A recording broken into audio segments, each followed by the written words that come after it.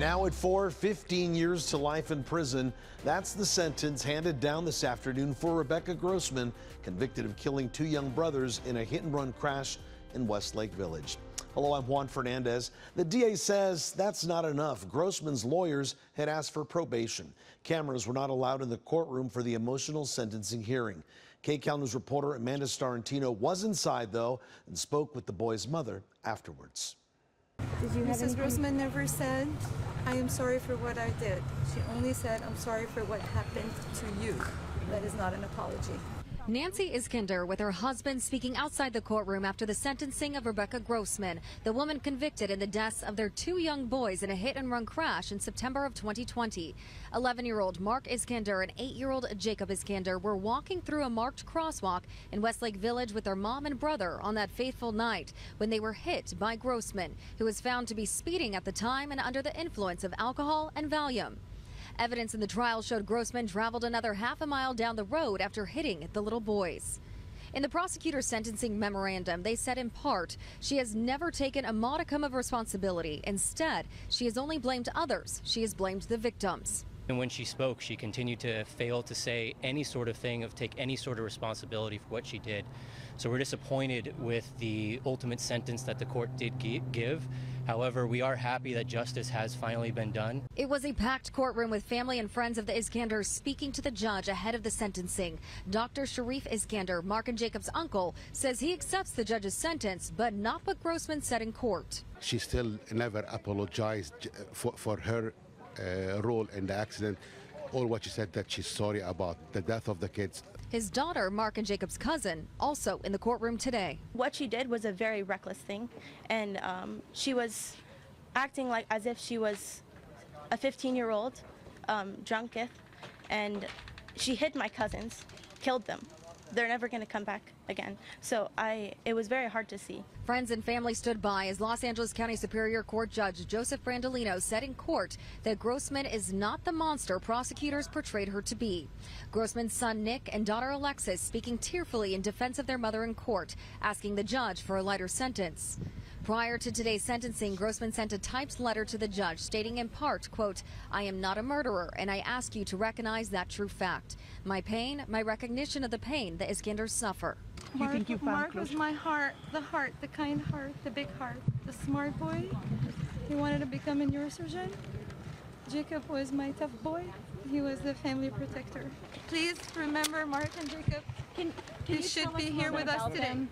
In court today, Rebecca Grossman took the opportunity to speak, begging Nancy Iskander to stay and listen as she told the grieving mother that she did not see anyone in the crosswalk that night and that she wishes her life was taken over the boys. Grossman was taken into custody right away, and her family refused to speak to the media as they left the courtroom. Reporting in Van Nuys, I'm Amanda Starantino, KCAL News. Let's go to some breaking news. Pro-Palestinian protesters out once again on the campus of UCLA. Desmond Shaw is live overhead in KCAL with more on this latest demonstration. Des. Don't hear IFB. Desmond, if you can hear us, go ahead. Juan, I'm sorry, I seem to be having some communication issues here, but here we are at yet another protest at UCLA. This may be another encampment that is being set up now, the Dixon Quad, just outside of Royce Hall, and a very provocative protest at that. I want to show you here, you see this fountain which has been covered in red dye to simulate blood, and as I widen out as well, there has been either a lot of dye or paint that has been splashed here on the steps as well to simulate the same thing. There are some very provocative messages down there as well on some of these signs. And right here above the fountain, you see those are prop corpses. They're not real. They're fake.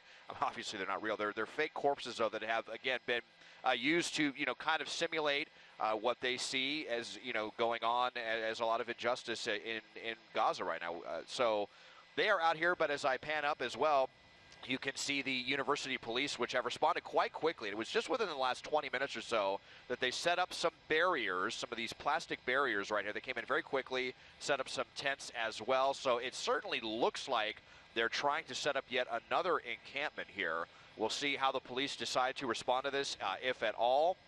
But so far, a peaceful but very provocative protest here. Once again, not too far away from Royce Hall, where that last encampment was broken up just over a month ago. Live in KCAL overhead, I'm Desmond Shaw. Juan, back to you now in the studio.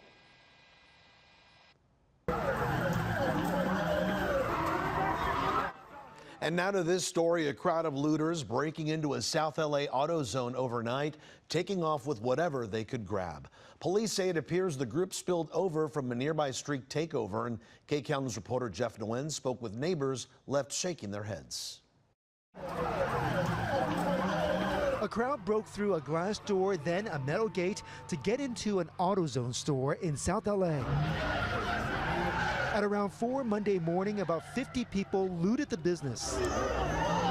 Vernon Harris is a regular customer. I bought some spark plugs. He says images of looting in his community are upsetting. It's horrible. The store sits at the corner of Century Boulevard and Hoover Street, which is completely blackened with tire marks.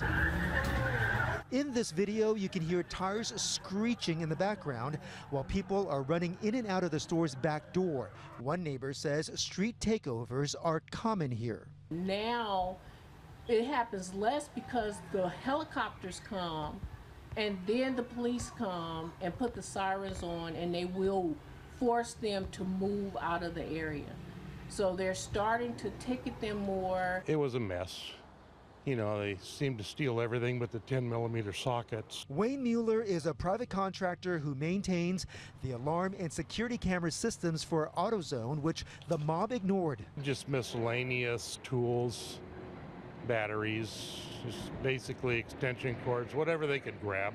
No rhyme or reason. Vernon Harris saw businesses pulling out of South LA following the 1992 riots, so he's concerned that may happen again. Cashiers, management, you name it. AutoZone, you know, they provide jobs for the community. Police arrested a 24-year-old man after the looting and a short pursuit. He's been booked on felony evading. Investigators plan to add a felony burglary charge on top of that.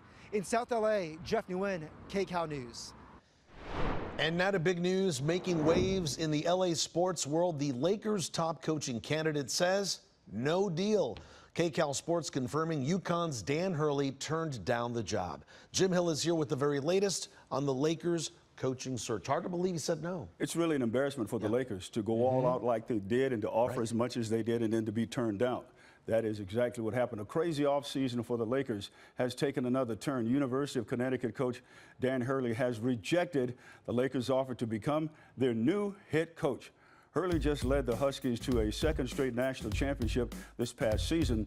The offer the Lakers made, his was for 6 years, worth $70 million, according to ESPN. Hurley signed a 6-year, $32.1 million deal with UConn after the 2023 season. Now, Hurley released this statement today saying, quote, "I am humbled by the entire experience. At the end of the day, I am extremely proud of the championship culture we have built at Connecticut. We met as a team before today's workout, and our focus right now is getting better this summer and connecting as a team as we continue to pursue championships," end of quote. Now, as for what is next, well, ESPN reports that the Lakers could conduct their first formal interview with J.J. Redick. He and New Orleans Pelicans assistant coach James Borrego are expected to report and be part of this group of the Laker candidates that they hope to sign now that Hurley has chosen to remain at UConn. But like we said, he's going to stay at UConn, and for the Lakers, embarrassment, but they're just going to have to move on. Juan, back to you now. Yeah, the search continues. Hard to believe. Yes. All right, Jim, thanks for that. Now to this, police in Arcadia say a break-in ended with the victims fighting back. This happened just before midnight near Walnut and Holly Avenue. Officers say the homeowners called police when they saw people inside the home. Then the suspects confronted the homeowners who were outside waiting for police. A fight broke out and one of the homeowners fired a gun into the air. No one was hit. Police say they caught 4 suspects, and they also say it appears the group had taken over the home and were trying to make it look like they lived there. Now to a change many say was long time coming. LA City and community leaders and LGBTQ+ organizations taking down street signs that were said to target the LGBTQ+ community back in the 1990s. In 2011, the Silver Lake Neighborhood Council voted unanimously to have the signs removed. No cruising and no U-turn signs were installed in 1997 following many years of complaints of gay men cruising for sex near popular bars in the area. While it appears that the no cruising signs were removed some time ago, About a half dozen of the no U-turn signs remained north of Fountain Avenue. These are kind of a relic of an era of the 90s when gay men would meet up here after hours, and the city would have these signs to try and prevent queer folks from meeting each other, and that they're really unnecessary. Locals said the signs stigmatized the neighborhood and have been asking for the signs to be removed for years. Southern California and the world has lost a civil rights icon. The Reverend James Lawson Jr., who stood side by side with Martin Luther King Jr. in the fight for equal rights, died on Sunday. He was the longtime pastor of Holman United Methodist Church in L.A. He schooled other activists to withstand brutal reactions from white authorities as the movement gained traction. King once again called him the leading theorist and strategist of the nonviolence movement in the world. The Reverend James Lawson Jr. was 95 years old. Coming up here, fire on the water.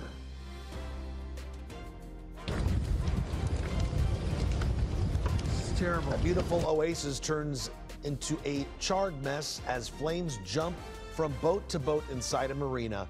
Plus, look out below, drivers heading to Yellowstone National Park will have to find another way.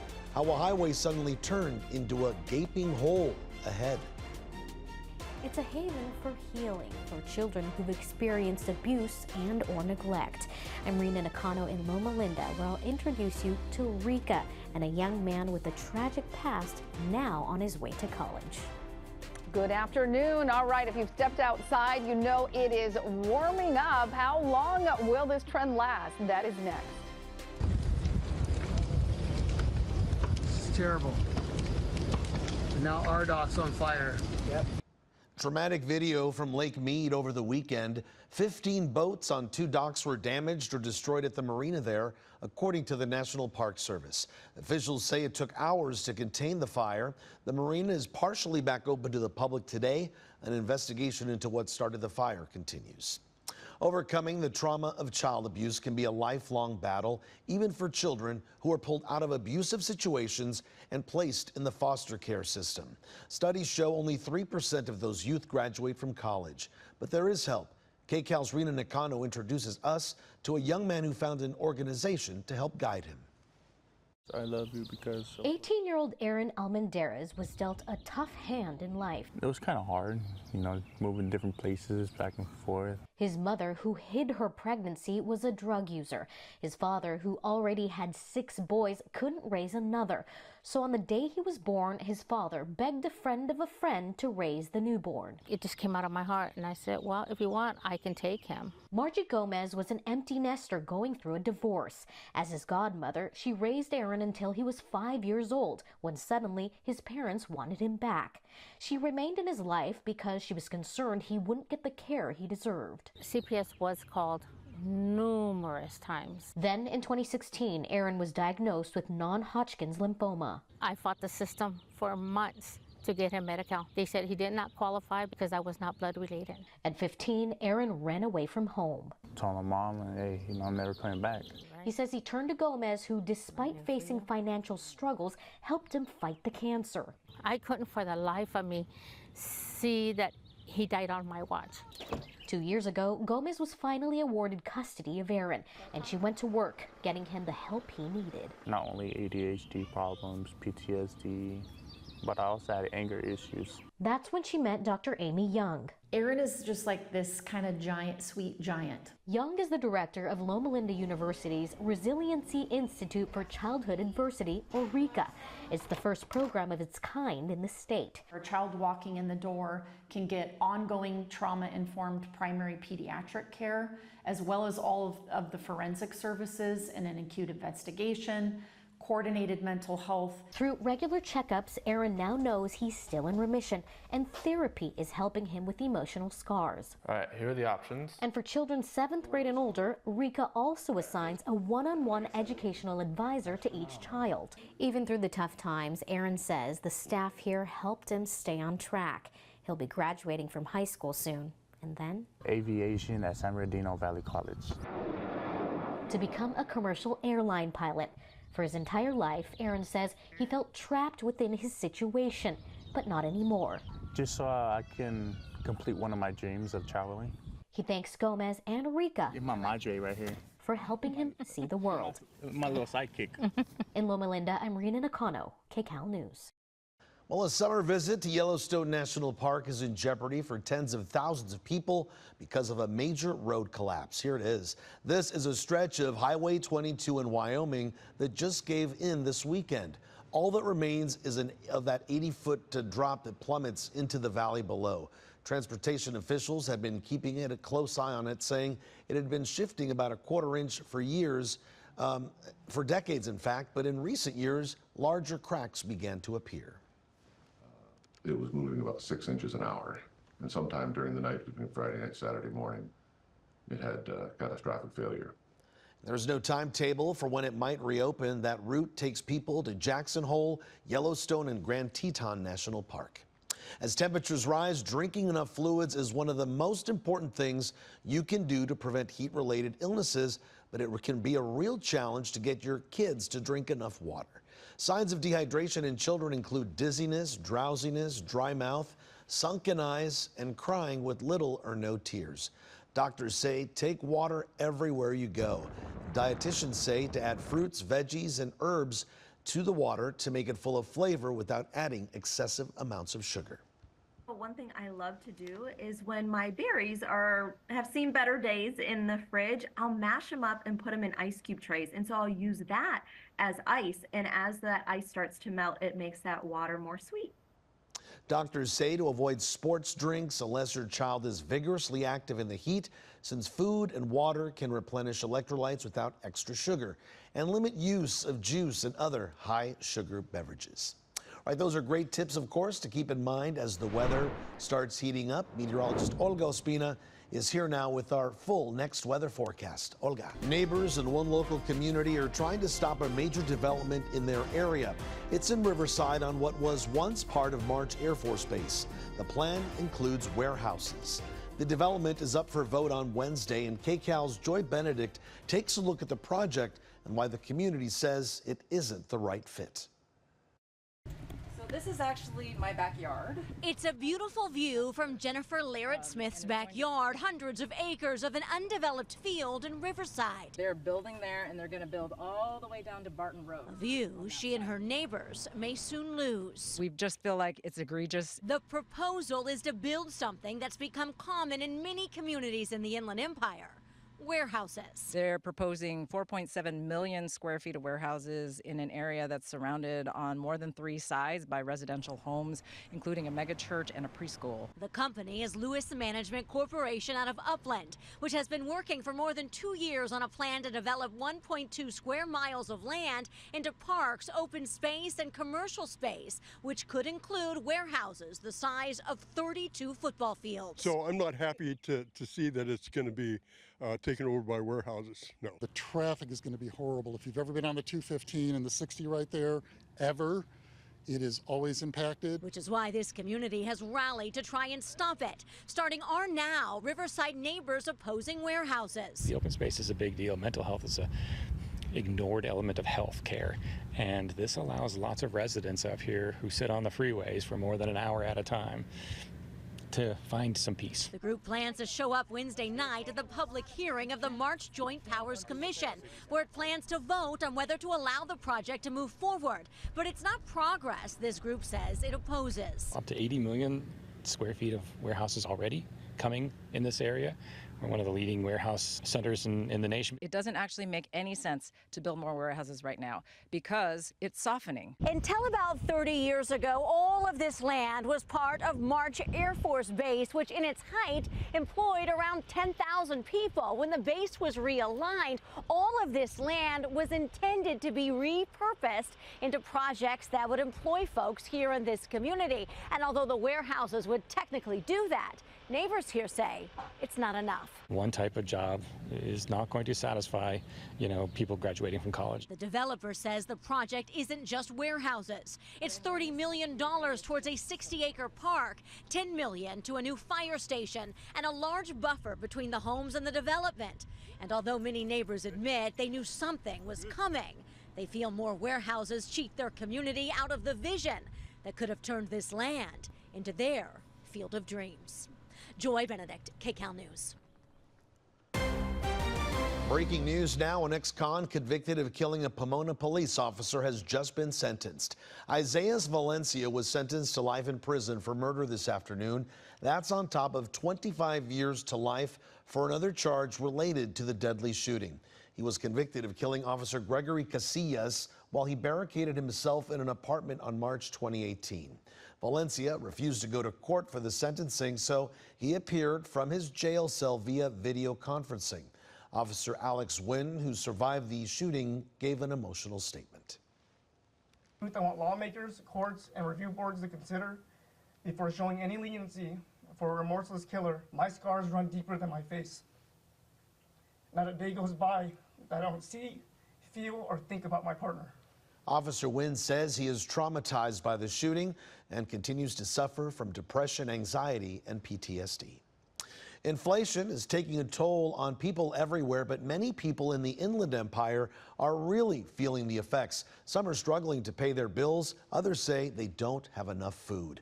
A Census Bureau survey shows nearly half of the population in Riverside and San Bernardino counties is struggling to keep up with finances. Out of the 15 largest metro areas in the country, the IE is at the top of the list of those struggling to pay their bills. The average response is close to 36% across the country. People locally say it's a matter of job security and rising costs.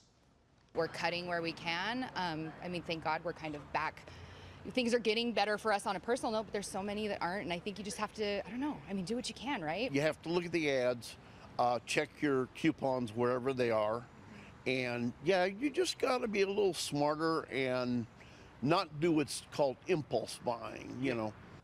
Experts say there is no quick solution, but they say one of the keys is to somehow lower the cost of housing. The heart of food truck culture is right here in Los Angeles, where there is an estimated 4,000 of those trucks on city streets. And now some LA Unified students are getting a taste of the action. KCAL's Lori Perez shows us a new program that's part cooking school, part business school. What would you like? Can I get a hot link with ketchup? Maywood Academy High School students are cooking with gas inside the Nighthawk Cravings food truck. It's one of 2 professional food trucks software company Intuit donated to LAUSD in January, each equipped with a commercial-grade kitchen and, of course, business software. They're mobile labs meant to motivate. It's all about small business entrepreneurship. 150 students in the school's culinary arts program are spending less time in the classroom and more time in the real world of food truck operation. Right now I'm trying to learn how to make waffles at home. Sure, it all starts with cooking, but food service management is the main course, pushing kids to consider careers as owners and operators. So long before turning on the grills, they did market research for the menu, designed their brand, studied supply and demand. It's not easy work. The truck and the students will be certified and licensed with a health permit so they can start to sell on the streets. Already, some students have seen their training pay off. 2 kids talking to me the other day that they went for job interviews at Cane's, but they had their food handler card and they hired them on the spot. And they started the next day, making $20 an hour. Others are looking for how this might help down the road. California has a lot of competitive colleges. What really makes you stand out is the work experience, and this offers a really easy way to get work experience and while still having fun. Whether or not they end up in the food industry, this aspiring young entrepreneur put it best, describing how their work here will help them reach their ambitions in and out of the kitchen. You can learn different ways of cooking, right? That's the basics. You want to learn different ways of cooking, because if you stick to one method, when you have to be forced to find a new way, you're like, ugh, how can I learn this quick? But if you learn everything in one place, then you always have a chance of supervising and getting yourself to a higher level quick. Starting next year, students chosen to work on the food truck after school will be paid interns, earning $17 an hour. In Maywood, Lori Perez, KCAL News. A combined COVID-19 and flu shot could be coming. The drug maker Moderna says its combining the vaccine showed positive late-stage results in trials. The company says people who got the vaccine had an improved immune response compared to those who got the standalone flu and COVID shots available now. And in terms of safety, Moderna says the combined vaccine was well tolerated. The most common complaints were pain at the injection site, tiredness, muscle pain, and headaches. Moderna plans to present its data at an upcoming medical conference and submit the trial for publication. Up next here at 4, held hostage. A robber causes terror inside a bank and holds 2 people at knife point. The frightening ending ahead.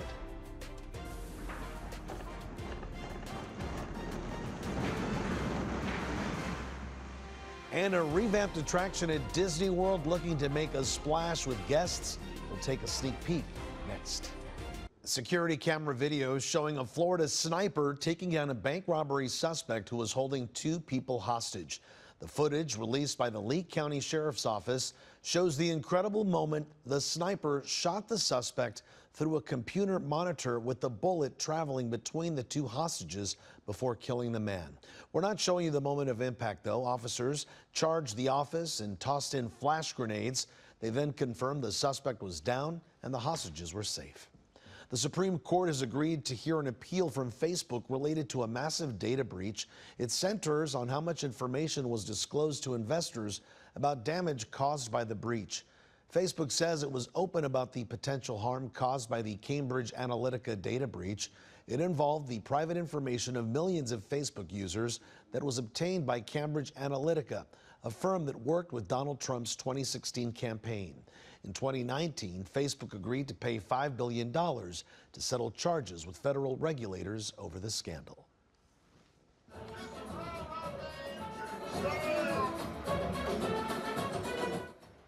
The ride replacing Splash Mountain is set to open at Florida's Disney World with a whole new look. The new ride is inspired by the movie The Princess and the Frog and its heroine Tiana. It's the first ride based on a black princess at Disney. The ride will open at the end of the month. Splash Mountain at Disneyland is getting the very same design change. No word on when it will open here. A first in Hong Kong, a drone show to celebrate a traditional Chinese festival. It's the first time that drones have flown over Victoria Harbor.